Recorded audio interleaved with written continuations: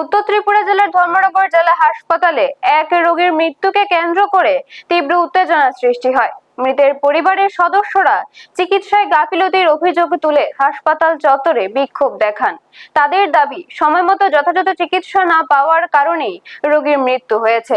ঘটনার খবর পেয়ে হাসপাতাল কর্তৃপক্ষ ও পুলিশ ঘটনাস্থলে পৌঁছে পরিস্থিতি নিয়ন্ত্রণে আনে।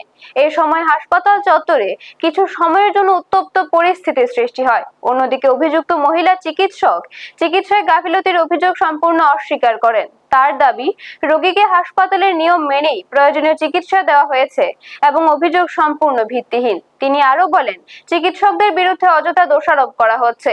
ঘটনাকে কেন্দ্র করে হাসপাতাল এলাকায় চাঞ্চল্যের সৃষ্টি হয়েছে। প্রকৃত ঘটনা জানতে প্রশাসনের পক্ষ থেকে বিষয়টি খতিয়ে দেখার দাবি উঠেছে। ব্যুরো রিপোর্ট, নিউজ তৎকাল 24। আজকে 6 তারিখ 6 আগস্ট 2026 আনুমানিক 12টা 7 নাগাদ Abdul Jalal Uddin around 60 years male, ওনার ওয়াইফের নাম লাইলি বেগম, রাজবাড়ি থেকে নিয়ে আসা হয়েছে। ওনার পরিবারের মানুষ নিয়ে এসেছেন। আনার পরে আমি যথাযথভাবে এক্সামিন করেছি, আমার পিজি এক্সামিন করেছে। আমরা পেশেন্টকে মৃত অবস্থায় পেয়েছি। ঠিক আছে, মৃত অবস্থায় পাওয়ার পরে তারা এখানে আমার ইমার্জেন্সি রুমের মধ্যেই কর্তব্যরত অবস্থায় আমার উপরে বলেছে আর কি, আপনি কোনো চেষ্টা করেন রিভাইভ করা যায় কিনা। তো আমি দেখেছি অলরেডি এক্সপায়ার্ড। তো মৃত মানুষকে আমি কীভাবে জীবিত করবো এর জন্য? তো কিছু পার্টি রেখে ধরছে, কিছু ধাক্কাধাক্কি, একটা মানে কন্ট্রোল সিচুয়েশন ছিল না। সঙ্গে সঙ্গে উনি বলেছেন, ঠিক আছে এই মেশিনে যদি আসছে না আরেকটা মেশিন নিয়ে আসে।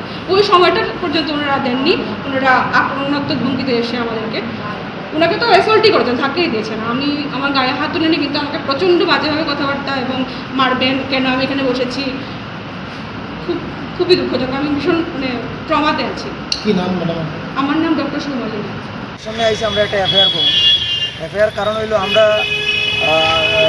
11:30টার সময় আমরা হসপিটাল গেছি। আমার কাকু হঠাৎ করে পেন শুরু হয়েছে, আমরা হসপিটাল গাড়ি নিয়ে আইসি 11:30টার সময়। যখনই এখানে ডক্টর সুমালি নাথ উনি দেখছেন, দেখার পরে বলছেন তার পালস চলতেছে না।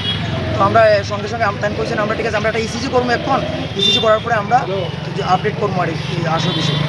তো ইসিজি করা কইয়া তাই ইসিজি কইতে তারা স্টাফে কইছে 11:30 থেকে 12টা বাজছে, কোনো ইসিজি কোনো কিছু মেশিন আইতেছে না। আমি বারবার ম্যাডামকে জিজ্ঞেস ম্যাডাম কাইন্ডলি তাড়াতাড়ি ইসিজি মেশিনটা আনেন। আপনারা দেখছেন নিউজ তৎকাল 24।